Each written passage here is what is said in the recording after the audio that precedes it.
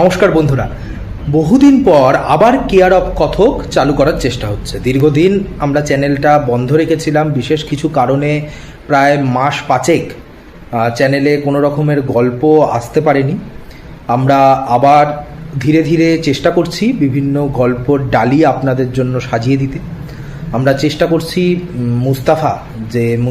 গোয়েন্দা মুস্তাফার চরিত্রটা আপনারা ভালোবেসেছেন, গোয়েন্দা মুস্তাফার চরিত্রটা আপনাদের পছন্দ হয়েছে, সেই মুস্তাফার গল্প নিয়ে আসতে একটু সময় লাগছে, একটু অনিয়মিত এখনও।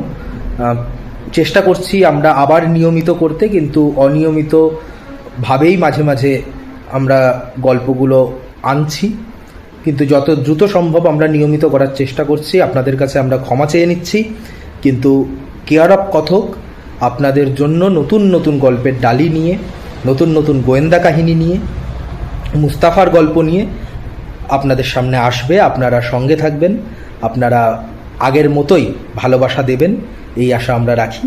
অপেক্ষার অবসান হতে চলেছে। অনেক ধন্যবাদ, ভালো থাকবেন।